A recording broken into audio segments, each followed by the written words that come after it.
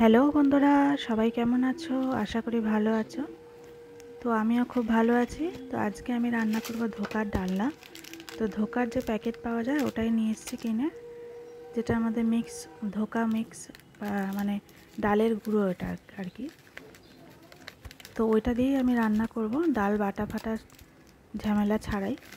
তো কিভাবে করেছি সেটা তোমাদের সাথে আমি শেয়ার করছি। তো দেখো, 2 প্যাকেট আমি ধোকার প্যাকেট কিনে নিয়ে এসেছি, দুটো। সেটাকে আমি উষ্ণ গরম জল করে ওখানে ওই পাউডারটা দিয়ে আমি ভালো করে ভিজিয়ে রাখলাম। ওখানে আমি নুন দিয়েছি, অল্প করে একটু চিনি দিয়েছি। আর এমনি সব কিছু দেওয়া থাকে ওখানে, লঙ্কার গুঁড়ো, হলুদের গুঁড়ো, জিরে, এগুলো সব দেওয়াই থাকে। দেখতে পাচ্ছ, যে দেখিয়ে দিলাম। তো এটাকে আমি ভালো করে মিক্স করে এবার আমি ওটাকে প্রায় আধা ঘন্টা থেকে 1 ঘন্টা মতো যদি ভিজিয়ে রাখা যায় তাহলে খুব ভালো হয়। তো আমি ভিজিয়ে রেখেও দিলাম। তো দেখো, এবার আমি অনেকক্ষণ ভিজিয়ে রেখেছি, প্রায় 1 ঘন্টা কাছাকাছি। তো এবার আমি কড়াইতে তেল দিয়ে দিলাম, সর্ষের তেল দিয়ে এই মিক্সটা আমি কড়াইতে দিয়ে ভালো করে এটাকে মিক্স করে নেব, যাতে এটা কোনো দলা দলা না থাকে। একদম মিহি করে নেব। দেখো, একদম শুকনো শুকনো করে এটাকে আমি ভালো করে নেড়ে চেড়ে জলটাকে শুকিয়ে নিলাম। তো এবার আমি একটা থালার মধ্যে তুলে নিলাম, নিয়ে এটাকে আমি একটু নিজের হাতে করে করে এরকম করে পুরো থালাটার মধ্যে ছড়িয়ে দেবো। তো আমি থালাতে কোনো তেল ঠেল লাগাইনি। তোমরা চাইলে তেল থালার মধ্যে মেখে নিতে পারো, যাতে তাড়াতাড়ি করে ধোকার যে মিশ্রণটা এটা উঠে আসবে কাটার পরে। তো আমি তো এইভাবেই করি। আমার তো জানোই তোমরা যে আমি একটু শর্টকাট পছন্দ করি। তো একদম সিম্পলভাবে শর্টকাটভাবে রান্না করেছি। তো তোমরা দেখলেই বুঝতে পারবে।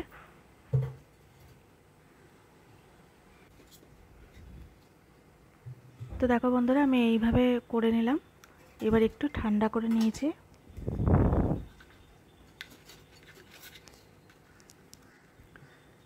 তো একটু ঠান্ডা করেই আমি এটাকে কেটে নিচ্ছি ছুরির সাহায্যে। তো দেখো, আমি এইভাবেই করি। তো শেপ হয়তো ভালো আসবে না, তো ঘরোয়া রান্না তো বাড়িতে, এটা তো আর কোনো হোটেলের ব্যাপার নেই। তো আমি নিজের মতন করে একটা শেপ তৈরি করে নিলাম, ধোকার যে শেপ। দেখো, এরকমভাবে একটু ব্যাকা ব্যাকা করে। তো কেমন হয়েছে বন্ধুরা একটু জানাবে, তোমরা কেমন করে করো বলো তো।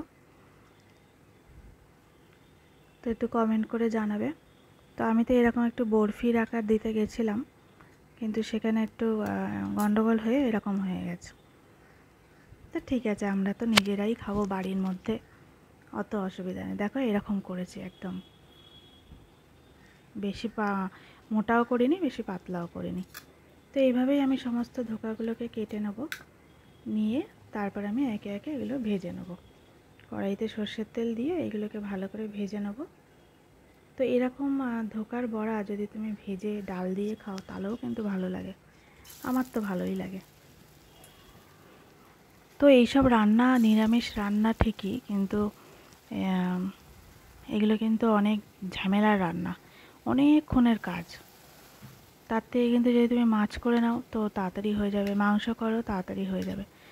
নিরামিষের রান্নাতে না ঝামেলাটা বেশি। দেখো, আমি এইভাবেই কেটেছি আমার নিজের মনের মতো করে। তো আমি এইভাবেই রান্না করলাম।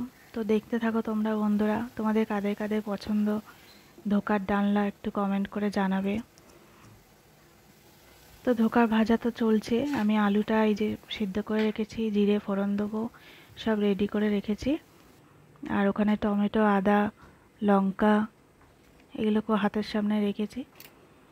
তো দেখো, বড়াগুলো আমার ভাজা হয়েই গেল প্রায়। তো খেতে কিন্তু খুব ভালোই হয়েছিল, মচমচে হয়েছিল একদম। তো আমি জিরে ফোড়ন দিয়ে দিলাম কড়াইতে, ওই তেলটার মধ্যে অল্প করেই তেল ছিল। তো তাতে আমি মশলাটা দেবো, টমেটো, আদা কুচি আর লঙ্কা দিয়ে ভালো করে এটা ভাজা ভাজা করে নেব। তো এবার আমি মশলাটা রেডি করে নিই। জানোই তো আমার সব গুঁড়ো মশলা, তো আমাকে এটা ভিজিয়ে রাখতেই হবে। তো আমি এখানে নুন নিলাম, তারপর হলুদ, লঙ্কার গুঁড়ো, জিরের গুঁড়ো আন্দাজ করে করে আমি দিচ্ছি। দেখো এই আমি দিলাম, আবার জিরেটাও আমি এরকমই অল্প করেই দেবো।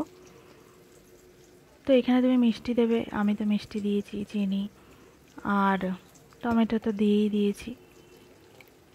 তো আমি এই মশলাগুলোকে একটু ভিজিয়ে রেখে দিলাম, যতক্ষণ ওদিকে ভাজা ভাজা হবে ততক্ষণ এটা ভিজে যাবে। মশলাটা একটু ভিজিয়ে নিলে না মশলা থেকে কাঁচা গন্ধ বেরোবে না, মানে একদম লেই লেই টাইপের মশলা হয়ে যাবে, যেরকম শিলে বাটলে হয়। এখানে একটুখানি কাশ্মীরি লাল গুঁড়ো দিলাম কালারের জন্য। শিলে বাটলে যেরকম মশলাটা মিহি হয়ে যায় সেরকমই হয়ে যাবে যদি তুমি ভিজিয়ে রাখো। তো ওই ভাজার মধ্যেই আমি 3টে ছোটো এলাচকে থেতো করে দিয়ে দিলাম। সেন্টটা প্রথম থেকেই ভালোই হোক। তো আমার রান্নাবান্না তোমাদের কেমন লাগে বন্ধুরা একটু কমেন্ট করে জানাবে।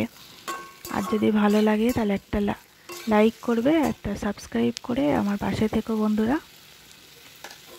তো এবার আমি আলুটা দিয়ে দিলাম, দিয়ে একটু নুন দিয়ে আলুটাকে একটু ভাজা ভাজা মতনই করে নিলাম। তো দেখো মশলাটা কি সুন্দর পেস্টের মতো হয়ে গেছে, একদম মিহি টাইপের। তো আমি এটা আবার দিয়ে দেবো, কেন মশলাটা এখন আমার কষাতে হবে ভালো করে, জল দিয়ে অনেকটা টাইম লাগে। আমি আবার একটু মশলাপাতি একটু টাইম ধরে কষিয়ে নিই, যাতে গন্ধ টন্ধ না থাকে, কাঁচা গন্ধ না থাকে, আবার খেলে যেন শরীর খারাপ না হয়, সেই হিসাবে সেরমভাবেই ওই মশলা কষিয়ে তারপরে রান্না করি।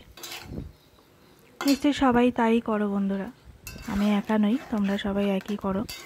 তা আমি বললাম আর কি আমার মতন। তো দেখো ওই বাটি ঘটি ধুয়ে একটু জল দিয়ে ভালো করে মশলাটা কষিয়ে নিচ্ছি। তারপরে আমি এখানে জল দিয়ে দেবো। একটু চিনি আমি তো দেবই, আগেই বলেছি নিরামিষ রান্নাবান্নাতে আমার চিনিটা না দিলে একটু মিষ্টি মিষ্টি না হলে একটু ভালোই লাগে না। তো আমি একটু চিনি দিয়ে দিলাম।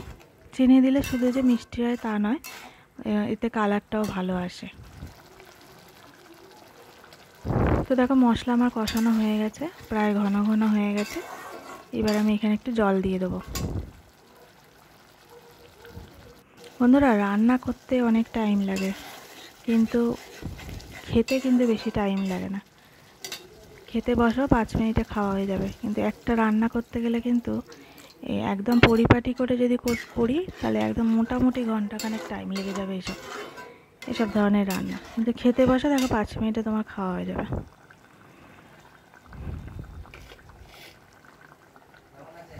তো হয়ে গেছে, এবার আমি এখানে ধোকাটা দিয়ে দিলাম।